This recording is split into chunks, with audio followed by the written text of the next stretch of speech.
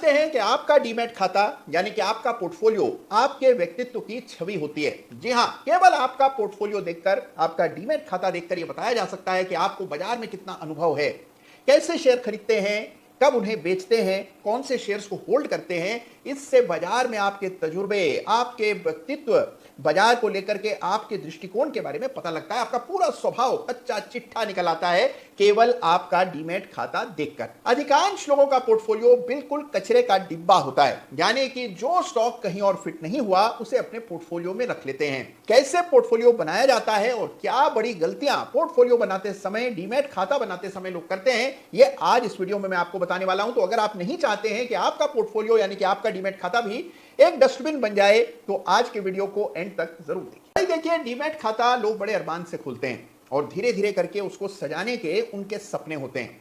लेकिन जब वो अपनी फहरिस्त, अपनी लिस्ट मुझे भेजते हैं उन शेयर्स की जिनमें उन्होंने निवेश किया होता है, तो माथा पीटना पड़ता है, क्योंकि बिल्कुल कचरे के डिब्बे की तरह जो स्टॉक चाहे वो उसमें खरीद बैठते हैं। सैकड़ों शेयर्स होते हैं। एक साहब ने हाल में मुझे अपना डीमैट खाता यानी कि अपना पोर्टफोलियो भेजा। 250 शेयर्स उस पोर्टफोलियो में थे, यानी कि 250 अलग अलग कंपनियों के शेयर्स उन्होंने खरीदे थे। किसी में 5 शेयर थे तो किसी में 10 शेयर। इस प्रकार से लोग अपने डीमैट खाते में हर प्रकार का शेयर खरीद लेते हैं। कोई डिजाइन फिलॉसफी नहीं होती है। तो अगर आप चाहते हैं कि आपको अच्छे रिटर्न्स मिले, आप बाजार से बेहतर रिटर्न्स हासिल करें, तो बड़ी सूझबूझ के साथ पोर्टफोलियो बनाना पड़ता है।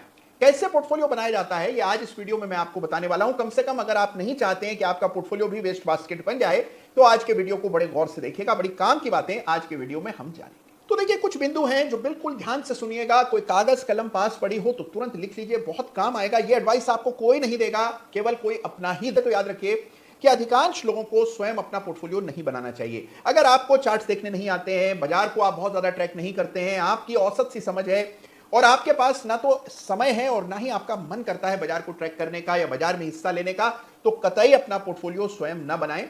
बहुत से ऐसे पेशेवर फंड मैनेजर्स हैं, पोर्टफोलियो मैनेजर्स हैं, जिनके जरिए आप ये काम कर सकते हैं। आप किसी म्यूचुअल फंड में निवेश कर सकते हैं और इन सबसे बेहतर क्या है, चुपचाप निफ्टी ईटीएफ में निवेश कर सकते हैं। निफ्टी के ईटीएफ्स हैं, बैंक निफ्टी के ईटीएफ्स हैं, अलग अलग सेक्टोरल इंडाइसेस के ईटीएफ हैं जिसमें आप निवेश कर सकते हैं। तो निफ्टी ईटीएफ और सेक्टोरल इंडाइसेस के ईटीएफ, ये है सबसे सस्ता, सबसे सही तरीका निवेश करने का, यदि आपके पास पोर्टफोलियो बनाने का समय और सूझबूझ नहीं है।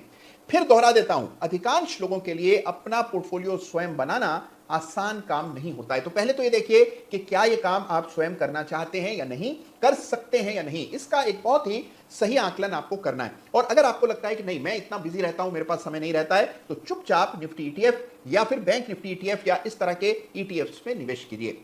अगर आप अपना पोर्टफोलियो बनाना चाहते हैं, तब आपको जिन चीजों का ख्याल रखना है वो आइए समझते हैं। सबसे पहले तो देखिए, बहुत सारे शेयर्स आपके पोर्टफोलियो में नहीं हो सकते हैं। 250, 300, 100 से अधिक शेयर्स अगर आपके पोर्टफोलियो में हैं तो रिटर्न लाने में बड़ा मुशक्कत करनी पड़ेगी। अब इन स्टॉक्स को आमतौर पर बिना किसी सोच विचार के आप अपने पोर्टफोलियो में ले लेते हैं। मिसाल के तौर पर कोई आईपीओ आया, उसमें कुछ शेयर्स आपको आईपीओ में मिल गए, आपने कहा चलिए पोर्टफोलियो में पड़े रहेंगे। किसी ने कहा कि अरे यार, तुम्हारे पोर्टफोलियो में तो बड़ी स्टॉक्स है ही नहीं, रिलायंस, एचडीएफसी ऐसे शेयर्स खरीदो जो कि लंबे समय में अच्छे रिटर्न्स दें। तो आपने कुछ शेयर्स रिलायंस और एचडीएफसी के खरीद लिए। फिर पता लगा कि भाई आजकल तो डिफेंस के शेयर्स हावी हैं, तो आपने मौसम को देखकर कुछ शेयर्स डिफेंस के भी खरीद लिए। कोई शेयर आपके गिर गए तो आपने नीचे के लेवल्स पर उनको एवरेज करना शुरू किया और वो स्टॉक कमबख्त गिरता ही चला गया, तो वो आपके पोर्टफोलियो का मेन होल्डिंग बन गई। जिस शेयर ने हल्का फुल्का रिटर्न दिया उससे आप जल्दी से एग्जिट कर गए, प्रॉफिट बुक करने की जल्दी में, क्योंकि ऐसा तो बहुत रेयरली होता है कि आपके शेयर का, आपके पोर्टफोलियो का कोई शेयर इस तरह भाग जाए। तो हल्का सा वो बड़ा नहीं कि आपने तुरंत उसे एग्जिट कर दिया। अब देखिए, अगर आपकी भी फिलॉसफी ऐसी कुछ है या मिलती जुलती है, तो इसका नतीजा क्या होगा, सोचिए। नतीजा यह होगा कि सबसे कम चलने वाले, सबसे पिटे हुए शेयर्स खुद ब खुद आपके पोर्टफोलियो में पनाह लेते रहेंगे और आपका पोर्टफोलियो वाकई में एक डस्टबिन बन जाएगा। तो अगर आप अपने पोर्टफोलियो से रिटर्न चाहते हैं, देखिए ये आपके गाड़ी कमाई का पैसा है, इसे फन मनी मत समझिए। बहुत सोच विचार करके शेयर खरीदने। पोर्टफोलियो बनाते समय एक स्ट्रेटेजी और एक डिजाइन फिलॉसफी का होना बेहद जरूरी है। क्या होती हैं ये चीजें, आइए समझते हैं। तो देखिए, सबसे पहले ये समझिए कि आपकी डिजाइन फिलॉसफी क्या है। आप बहुत ज्यादा अग्रेसिव हैं एज अ पर्सन, यानी अपने पोर्टफोलियो से बड़े रिटर्न्स चाहते हैं और आप रिस्क ले सकते हैं, तो उस प्रकार का पोर्टफोलियो बनाइए। अगर आप सोचते हैं कि नहीं, अब जीवन के इस पड़ाव में मुझे खतरे नहीं चाहिए, मुझे एक सेफ पोर्टफोलियो बनाना है, तो फिर उस प्रकार का पोर्टफोलियो डिजाइन आपको लाना है। तो सबसे पहले एक डिजाइन फिलॉसफी क्या है आपकी, यह समझना जरूरी है। अधिकांश लोग इस प्रकार से नहीं सोचते, जिस शेयर में बस फायदा हो जाए उसको डीमैट खाते में ले लेते हैं। इस प्रकार की एड हॉक इन्वेस्टिंग, यानी कि बिना किसी सोच विचार के की गई इन्वेस्टिंग बहुत रेयरली ही कभी प्रॉफिट देती है। तो सबसे इंपॉर्टेंट चीज जो आपको याद रखनी है कि आपका उद्देश्य क्या है, आप क्यों स्वयं एक पोर्टफोलियो बनाना चाहते हैं, इसके बारे में आपको अपने से कुछ कड़े सवाल करने चाहिए। अगर आप एक high risk high return portfolio चाहते हैं तो आपके पोर्टफोलियो में उसी तरह के शेयर्स होने चाहिए, और अगर आप एक लो रिस्क लो रिटर्न पोर्टफोलियो चाहते हैं तो उसी प्रकार का आपके पोर्टफोलियो में स्टॉक्स का सिलेक्शन होना चाहिए। ये बहुत इंपॉर्टेंट चीजें हैं जिनकी अनदेखी लोग कर देते हैं और उसका भारी खामियाजा भुगतना पड़ता है। एक चीज और जो कि आपको हमेशा याद रखनी चाहिए कि पोर्टफोलियो बनाते समय फोमो के पीड़ित ना हो जाएं। फोमो यानी कि फीलिंग ऑफ मिसिंग आउट। कई बार कोई एक सेक्टर चल रहा है, मान लीजिए डिफेंस में बड़ी तेजी आ गई, या फिर आपने देखा कि रेल के शेयर्स भाग रहे हैं, या सरकारी कंपनियों में बड़ी तेजी है, लेकिन आपके पोर्टफोलियो में कोई भी सरकारी कंपनी नहीं है। अब आप बिल्कुल अवसादग्रसित हो जाते हैं, आपको लगता है यार ये क्या हुआ, हमारे पास तो कोई भी सरकारी कंपनी नहीं है। 2-4 सरकारी कंपनियों के शेयर्स आनन फानन में आप खरीद बैठते हैं, बिना ये सोचे समझे कि क्या इन स्तरों पर चार्ट इसकी अनुमति आपको देता है, क्या ये शेयर कम समय में बहुत ज्यादा तो नहीं भाग गए हैं। तो बिना विचार किए कोई ना कोई शेयर इसलिए खरीद लेते हैं क्योंकि हमें उस फोमो से परेशानी हो रही होती है।